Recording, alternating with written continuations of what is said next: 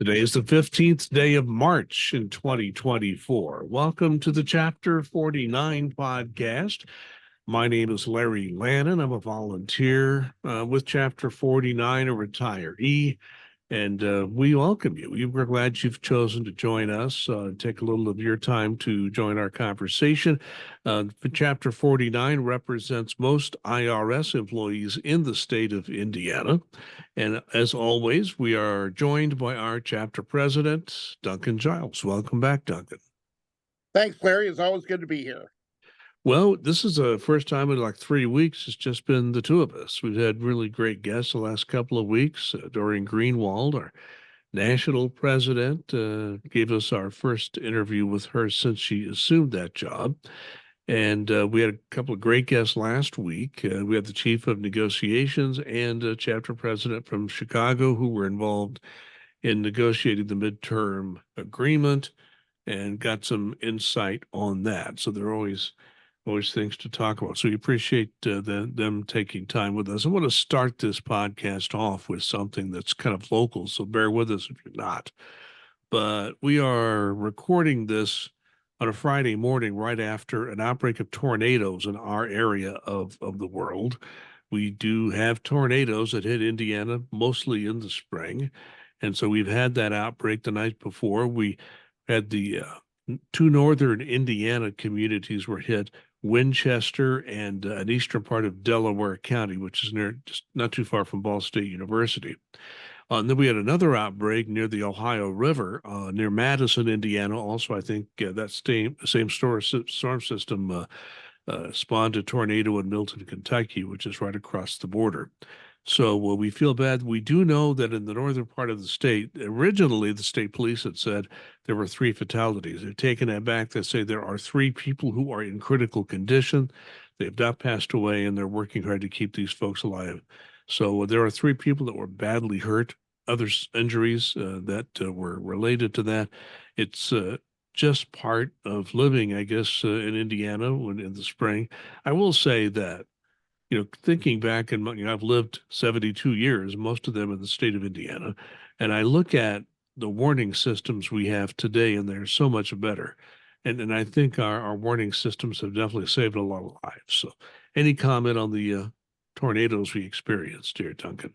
Yeah, it was a wild night for somebody we just put gutters on our house 2 days ago, so the heavy rains were taken care of by them. But it was definitely a situation. Beware the Ides of March, because it was hitting hard yesterday, and of course our hearts and thoughts go out to all of those who were impacted by not just the tornadoes, but by the heavy thunderstorms and the very heavy winds that were out there. So anybody that was impacted has our thoughts, and hopefully they're able to recover swiftly.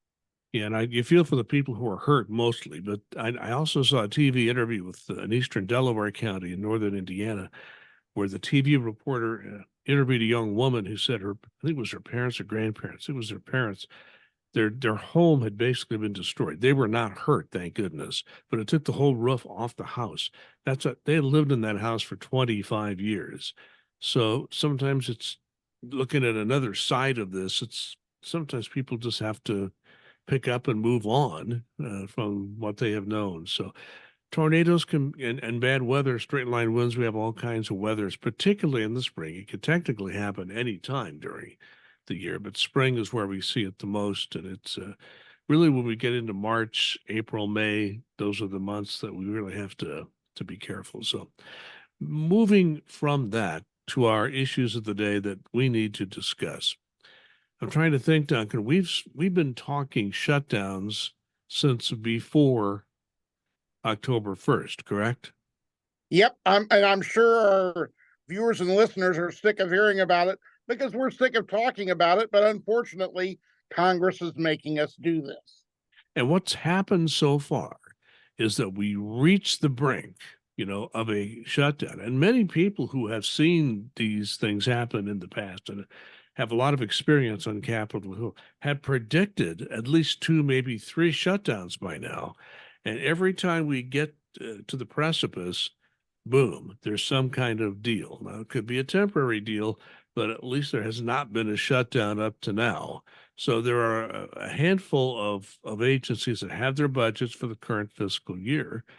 IRS does not. We're a week away from being in that cluster of agencies waiting to get the budget finalized.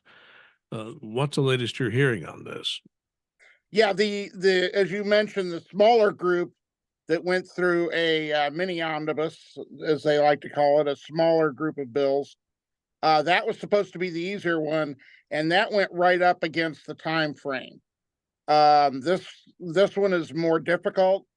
Um, they say that the big one is the defense budget that's supposed to pull everything else with it. They say they have that pretty well figured out, but I'll believe it when I see it. I think it's going to go down again to the 11th hour. Will they be able to come to an agreement on a lot of different things?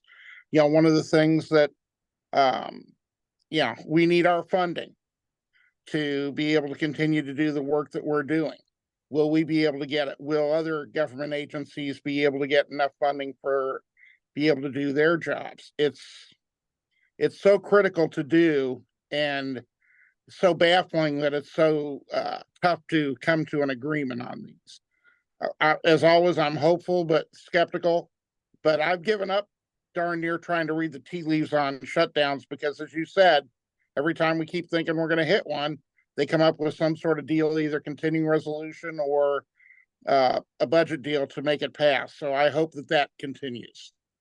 Yeah, and the Congress has already taken away 20 billion of our Inflation Reduction Act money, which is now down to about 60 billion now. At least, well, I mean, some was spent down, but that's the amount of money it was reduced to from in the beginning anyway.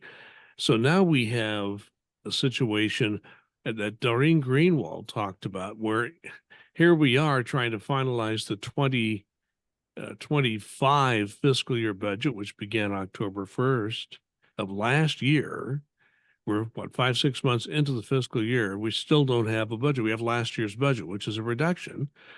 So we don't have the ability as an agency, and I say we because I'm a retiree. I'm kind of tied into IRS still with this podcast and other things.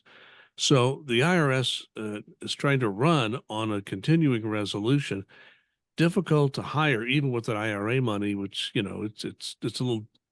How should I put it? That there are rules about how that can be spent. So we have a basic budget that's last year's budget, essentially a cut up to now. So we'll have about half the fiscal year to figure out how to spend the official budget we will have. And we'll talk more about this later, as Doreen mentioned, this is the time of year when the president is supposed to talk about the next year's budget, 25's. So things are starting to back up. I guess the real question here is, what do we anticipate happening with the basic IRS budget for the current fiscal year that we're in now? That is part of the discussion. That's part of what's holding all this up. It's going to be difficult to figure out where we're going to end up. Do you have any feel for that? I don't at this point, because there are certain members in the House that really want to cut our spending to the bone. And there are others who are sitting there saying, well, this is the government agency that brings in anywhere from 93 to 95% of the funding for the government. Why would you basically want to cut your sales force, so to speak, the thing that generates the money? So, I'm hoping that calmer heads prevail, that we do get the budget that we need. And like you said, I've talked to folks who've interviewed not just at IRS, but other government agencies. And the ones that have not had their budget passed yet are all up in the air. They don't know what to do about hiring. IRS would like to do this, IRS would like to do that. We have the ability to do some of it because of the funds from the Reduction Act that was passed. But if we have a shutdown, all that stops. We can't use that to access to do day-to-day things. So it's once again, we're heading, we're flooring it and hoping we can make it over the jump one more time. So we'll keep a close eye on this. We may know more a week from now. We may not. We don't know yet. But we are. I think we're done with CRs. I think we're done with continuing resolutions. We're down to the point where the budget has to be done. almost halfway into the fiscal year. What a way to run a railroad. I mean, if you ran a private company like the Congress Yeah, runs the federal government, they'd be out of business in a day or two, wouldn't they? absolutely. But there are some in Congress who say, well, we want a year-long continuing resolution, knowing that if they get that, the automatic cuts will come in at the end of April. So it's a Machiavellian type maneuver to try and say, oh yeah, we're not shutting the government down. No, but you're cutting it to the bone to really try and mess things up. Congress, is going to agree to disagree. Understandable. Everybody's got their own positions. But at the end of the day, Congress is there to pass budgets that will allow the federal government to operate. That is their basic job, to pass laws, to pass budgets. And if they can't do that, then, they need to really rethink why they're in office.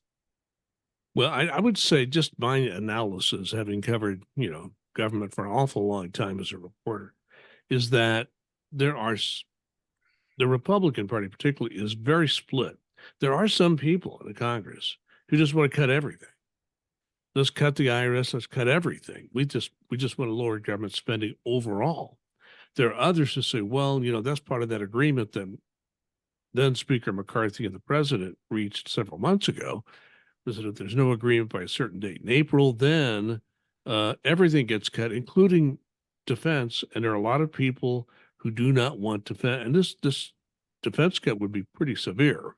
So you want to cut government, you're going to have to cut defense and some other pet projects. There are agencies that there are a lot of these people do want funded, programs that they do want funded. So the number of people who say cut everything is smaller than you might think. When you take a look at the overall, there are people who don't want certain things cut. So that is, I think, why that draconian cut that's looming if nothing happens. I don't think we'll see that. The real question is where the negotiations will go for a final budget for IRS and other agencies. And for what you said, you have no feel for it. I have no feel for it. I think if you talk to just about anybody, even who are experts in watching Congress, they cannot tell you at this moment where the IRS budget will end up. So I know our people on Capitol Hill are working hard to get a decent budget, but it's an uphill battle. They do the very best they can. I would add one more thing, that folks who are watching and listening to this as NTU members, it's easy to go on ntu.org and let your congressperson or your senators know, let's pass a budget for the IRS. Very simple to send them an automated letter. Just takes literally 2 minutes. You can do it on your own phone, on your own time, and let them know. And that does have an impact. So, that type of thing really helps. Yeah, when our people on Capitol Hill will visit these congressional offices, try to get support for issues such as IRS funding, the people that they talk to, the members of Congress, senators, their staff, they know what kind of mail and email traffic they're getting. So if you can back up our people who work out of our Washington legislative office, it's a big help for them when the people back home are saying, you need to do the right thing. So very good point, Duncan. And we're all in this together, so we all need to Mm. help each other out. Well, lots of money issues today. President did, I mentioned earlier, unveil his fiscal 25 budget. I have trouble. We're still talking 24, so I'm still trying to get this straight in my head. The 2025 fiscal year budget, which is supposed to begin October 1st of this year, since we have an election a little more than a month after that, I seriously doubt we're going to get that budget done on time. Probably a continuing resolution until after the election would be my guess, but at least the budget proposals from the president, that would be the starting point. He sends those to the congressional committees and they work on the budget from there. That's at least the way it's supposed to work. In the budget proposal from the president, he is proposing a 2% raise, essentially. I think it's a 1.5% or across the board, 0.5% for the locality pay. So it impacts other people differently depending on where you live and where you work. But so everybody would at least get a 1.5% raise basic based on this proposal, then that 0.5% on the locality. That would be for federal civilian employees. For many, many years, there had been a coupling of the military raise and the civilian raise. The president is proposing to decouple that in the coming fiscal year. He's proposing a 4.5% raise for the military and a 2% raise for the civilian workforce. Uh, the reason given by the president and his staff is that agency funding is hurting because they can't absorb these pay increases and still do their basic mission. That's their story, and they're sticking to it. So, Duncan, let's hear your side of this. Yeah, like I said, I understand your last point, what the president is saying, but for I want to say it's at least 20 of the last 23 years, there's been civilian pay and military pay parity. And why it's decoupled now, even with that excuse, I don't think that that's a good rational idea, especially when we're trying to, make sure that we retain and grow federal employees into the workforce, especially with the IRS. The other part of that is that, inflation is still running above 2%.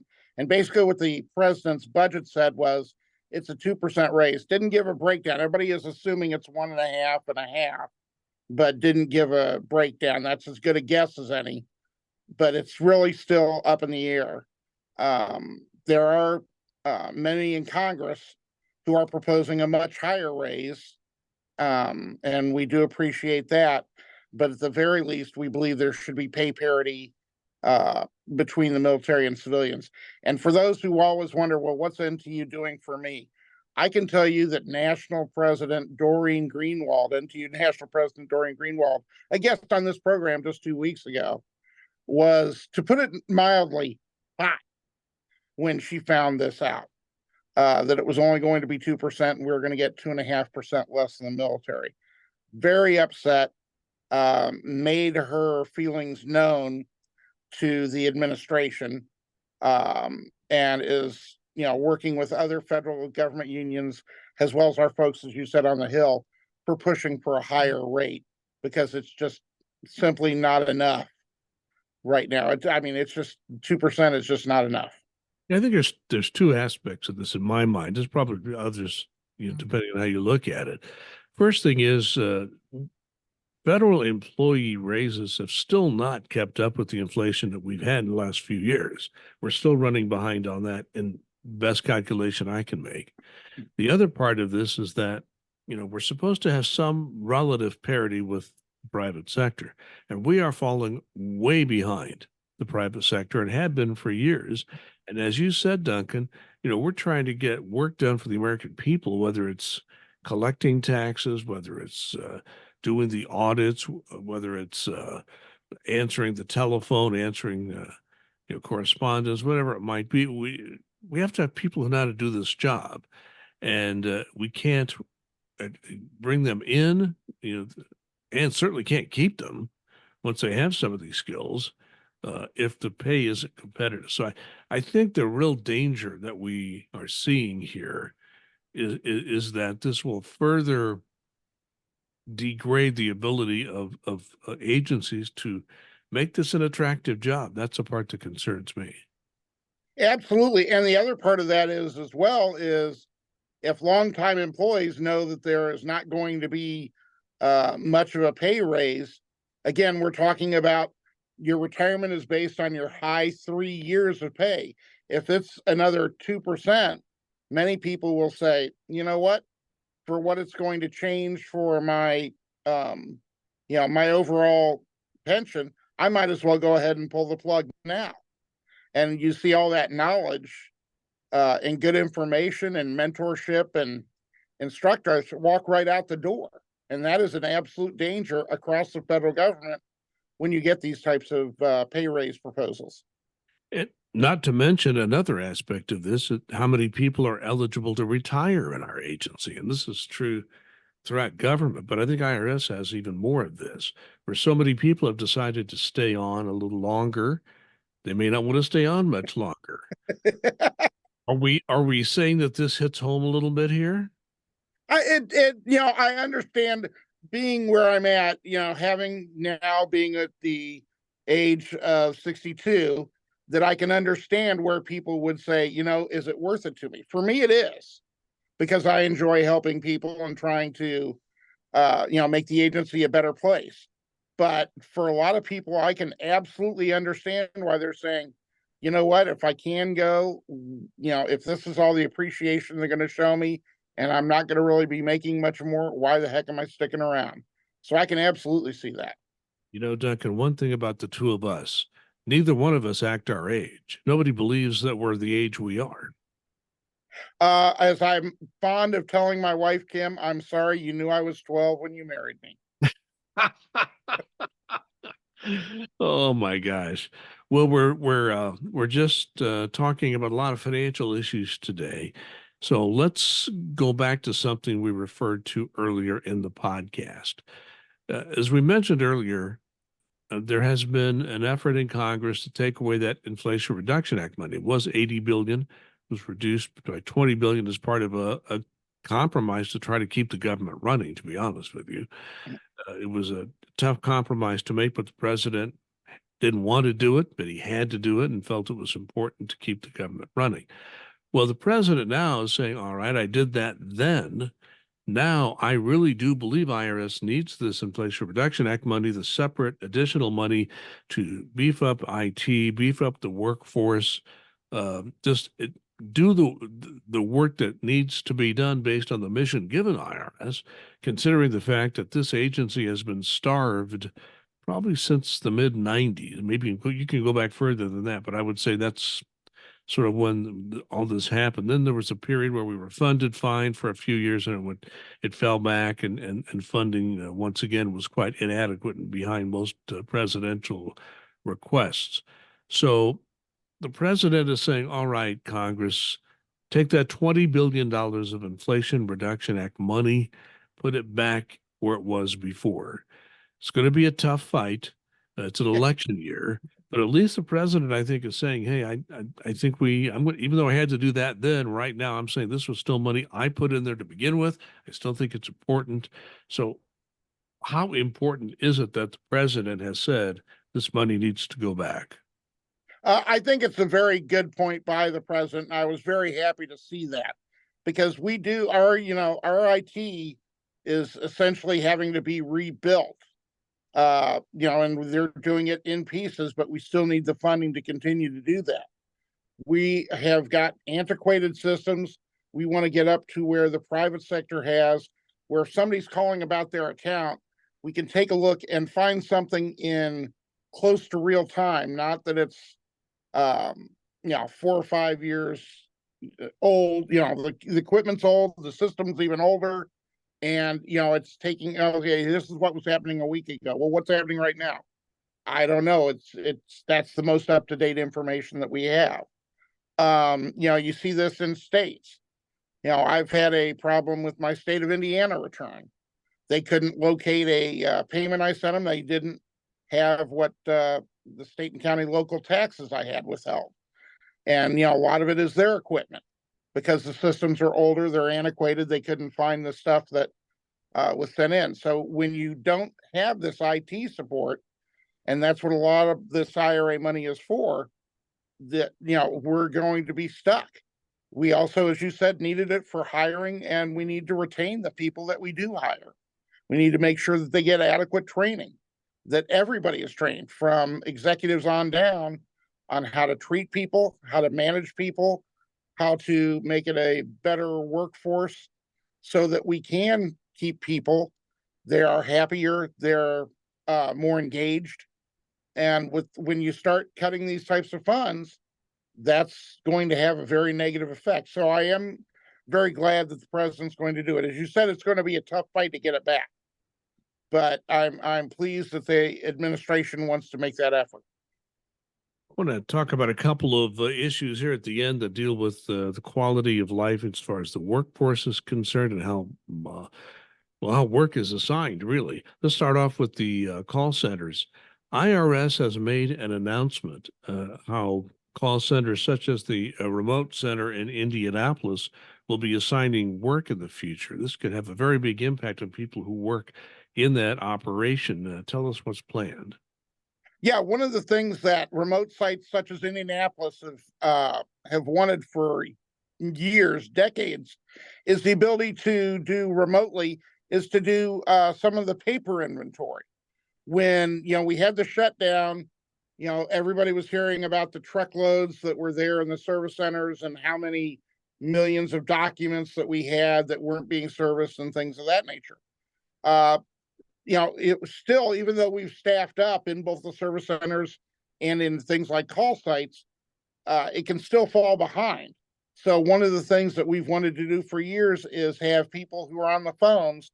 If we don't need them on the phones, if the demand's not there, then we can train them to work some of this paper inventory online to be able to help the taxpayers get answers faster, better use our resources that we have, things of that nature. So it's a very good first step, I believe, into integrating that.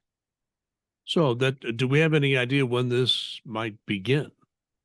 They're looking at after the filing season, rolling the training out. They're going to be starting to do train the trainer things very quickly, and they want to start doing this, rolling it out after filing season is over. Again, once the demand on the phone starts to reduce a little bit, then they can have folks start to jump in and take care of this paper inventory. A lot of it like 1040Xs, where you have a ton of them sitting in the service centers that need to be attended to. But there's no question that the campuses need this support. They need help. They're drowning in this work. Also, there's some things happening with revenue officers, people that do the field collection work for IRS. What's going on there? Yeah, there's been some things that have been happening since late last year that the timelines were. It has to do with how when you have to make visits, the timelines on when you have to contact taxpayers, things of that nature. They've basically been stayed for a while, and the IRS has said that they're going to hold up on those for a while as well. They're taking a look at, are our timeframes realistic with the number of cases that revenue officers have? Are the timelines realistic?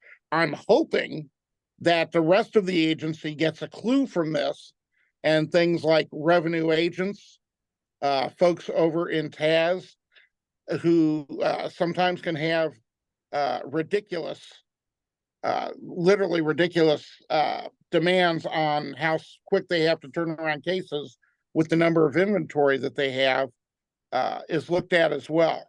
Because we've got people that are just burning out left and right because there's not enough folks to do the work. So anything that we can do to make it more reasonable. Do we want to delay helping taxpayers? Absolutely not. That is not the point. But until we get enough people hired and skilled up to be able to do that, we want to make sure that we're doing right by the taxpayers, and that doesn't include burning out our employees. Well, it doesn't do the tax-paying public any favors when you have people, when your case is in their inventory is 2 or 3 times what it really should be. And that we've seen cases like that where people are just so overworked they can't get to the cases quickly enough, and the taxpayers they do get impatient, but it's a circular sort of thing. So until the inventory levels are brought down to reasonable levels, it's going to be hard for everyone. So very good to hear that NTEU is working with management, and you're right. There are lots of parts of IRS that need to take a look at their inventory policy. Okay, Duncan, your final comment for this podcast. My final comment is, the jobs that we have for folks that are listening, and there are a lot of folks that don't work for the IRS who listen to this podcast. Many of them outside the country. I don't know why you're listening or watching. We appreciate it. And hope you're enjoying it and getting something out of it. But for folks in the IRS, in the federal government, and even if you're not outside, folks who are inside have the ability to go through EAP, employee assistance programs, and basically it's can help with your mental health. And having a daughter who's a mental health professional, this is the message I do every couple of months. You need to take care of your mental health as well as your physical health. So if the job gets too stressful, if it gets too much, don't blow up at another employee because you're overworked or something of that nature, or you feel depressed because there's so much work, things of that nature. Find a mental health counselor, talk to somebody about this. That's what they're there for. And you need to take care of this because mental health is as important as physical health. Yeah, as a former film reviewer, I don't get a chance to do it much anymore. I used to do it all the time. I want to talk about the Academy Awards, which happened just a few days before this podcast. First, congratulate Christopher Nolan, the director at Oppenheimer. I had a chance to see that in one of those huge IMAX theaters when it came out in July. Just an incredible film, deserved all the awards it received. But I want to talk about the winner of the Best Documentary Film, 20 Days in Mariupol. That was a case where a group of journalists were in Ukraine as the Russian invasion began, and it's a very difficult documentary to watch. It was on public broadcasting, and you can still watch it online if you want to.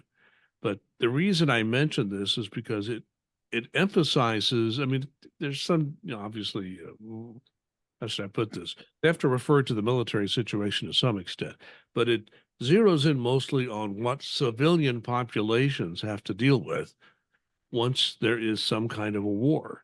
Something we don't always think about when we think about should we go to war or not. Now, the Ukrainian people are defending themselves. They didn't ask for this.